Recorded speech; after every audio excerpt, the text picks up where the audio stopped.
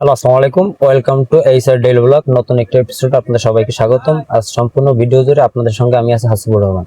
আমার পিছনে যে ক্ষেতটা দেখতে পাচ্ছেন, এটা মূলত একটা শশার ক্ষেত।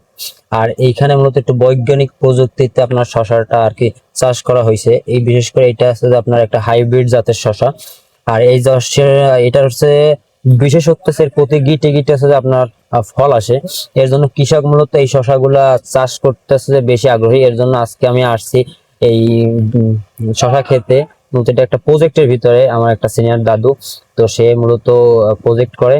তো সেই ক্ষেত্রে আমি আসছি তার কাছে, যে তার মুখ থেকে শুনবো যে মূলত এটা কি জাত এবং সে এই কতটুকু পরিমাণ জায়গায় আপনার এই শশা চাষটা করেছে এবং তার এই পিছনে মোট খরচ কত দাঁড়িয়েছে, এইটা আছে মূলত আজকে আমরা তার মুখে শুনবো। বন্ধুরা, আপনাদেরকে আজকে আমি একটু ঘুরে দেখাই যে মূলত এই 12 শতক জমিতে আপনার 1,25,000 টাকার মতো আপনার সেল হয়েছে। কেন হয়েছে আমি আপনাদেরকে একটু দেখাই। আপনি একটু সামনে আসেন, এইখানে একটু ক্যামেরাম্যান ক্লোজ আসেন। এইখানে আপনার দেখতে পারবেন যে প্রতি গিটে গিটে আপনার শশা। এই শশার বিশেষত্ব হচ্ছে যে আপনার দেখেন, এখানে আমি যদি একটু হাত দিয়ে দেখাই, এই একটা গিটে একটা শশা, পরবর্তী গিটে যে আরেকটা শশা, মানে এর বিশেষত প্রতিটা গিটে হচ্ছে যে আপনার শশা পর্যাপ্ত পরিমাণে ভরপুর। তো আপনারা যারা ইয়ং জেনারেশন যারা ফার্মার হতে চান, তারা অল্প জায়গা যদি থাকে আপনাদের, সেই ক্ষেত্রে হচ্ছে আপনি যদি বৈজ্ঞানিক প্রযুক্তি ব্যবহার করেন, সেক্ষেত্রে আপনি অল্প দিনে লাভবান হবেন এবং ইনকামের সচ্ছলতা ফিরে আসবে। তো আরেকটা জিনিস এখানে আপনাদেরকে দেখাই, এটা হচ্ছে আপনার মূলত এ আকৃতির করছে মাচাটা। আর দুই পাশে আপনারা একটু নিচে লক্ষ্য করুন, দেখুন এটা, এই যে এটা এটা হচ্ছে মূলত একটা পলি। এটাকে সম্ভবত মানচিং পদ্ধতি বলে।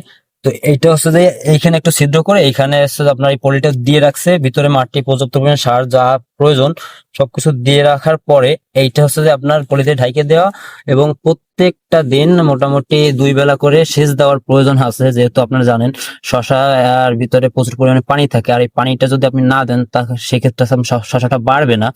তো আপনারা এইখানে দেখতে পারতেছেন যে প্রতিটা গিটে গিটে মাশাআল্লাহ সুন্দর সুন্দর শশা ঝুলেছে। এই জন্য ভাই আমি বলি, কৃষক যদি মনোযোগ দিয়া গাছকে ভালোবাসে, সেক্ষেত্রে গাছ কখনোই কৃষককে ঠকাবে না। দর্শক, এতক্ষণ আপনার যে ক্ষেতটা দেখলেন, এইটা হচ্ছে মূলত আমার এই দাদুর। সে হচ্ছে বৈজ্ঞানিক প্রযুক্তি ব্যবহার করে আর কি, সে একটা ফার্ম। দাদু, আপনার ফার্মটার নামটা একটু বলবেন? সাহেরা এগ্রো। সাহেরা এগ্রোর ওনার হচ্ছে যে সে। তো আজকে আমরা তার মুখে শুনবো যে সে এইখানে কি জাতের শশার চাষ করছে এবং কতটুকু পরিমাণ জায়গায় সে শশার চাষ করছে এবং কি পরিমাণ খরচ আসতে পারে। তো দাদু, যদি আমাদের একটু অনুভূতি বলবেন। এখানে আমি মূলত জাদু শশা এয়ার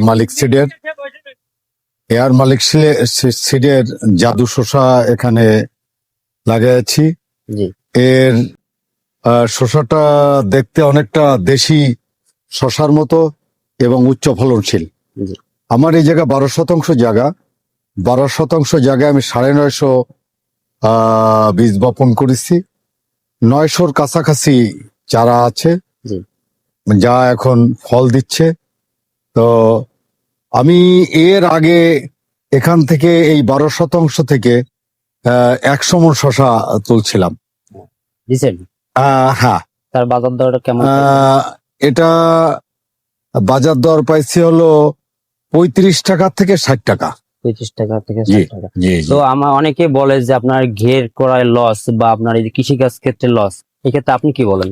না, অ্যাকচুয়ালি যদি বৈজ্ঞানিকভাবে বিজ্ঞানসম্মত উপায়ে জি চাষটা সম্পূর্ণ করা যায় এবং প্রযুক্তির ব্যবহার করা যায়, জি এবং সঙ্গে নিজে কিছু পরিশ্রম মানে যদি কেউ করতে পারে, হুম। তাহলে কৃষিতে অবশ্যই অনেক প্রফিট আছে। প্রফিট আছে। আমার এখান থেকে আমার এই সিজনের আগের সিজনই 1,36,000 টাকার শশা বিক্রি হয়েছে। এবারও আশা করতেছি 1,00,000 প্লাস সেল হবে। হ্যাঁ, সেল হবে। তো এখানে কি পরিমাণ টাকা আর কি আপনার খরচ হয়েছে? 12 এখানে আমার 35,000 টাকার মতো সবকিছু মিলা 35,000 টাকা। ইনভেস্ট। জি। তো দর্শক, আপনারা বুঝতেই পারতেছেন যে আপনারা যদি বৈজ্ঞানিক প্রযুক্তিতে যদি চাষাবাদ করেন, সেক্ষেত্রে আপনার কোনো লস নাই। তো আপনারা যদি আমার ভিডিও দেখে একটু উপকৃত হয়ে থাকেন আর যদি কোনো তথ্য এই সংক্রান্ত বিষয়ে জানতে ইচ্ছে হয়, তাহলে অবশ্যই আমার কমেন্ট বক্সে যোগাযোগ করবেন। আর আপনার সাথে কথা হবে অন্য কোনো দিন। সেই পর্যন্ত সকলে ভালো থাকুন। আল্লাহ হাফেজ। আল্লাহ হাফেজ। ওকে, ধন্যবাদ।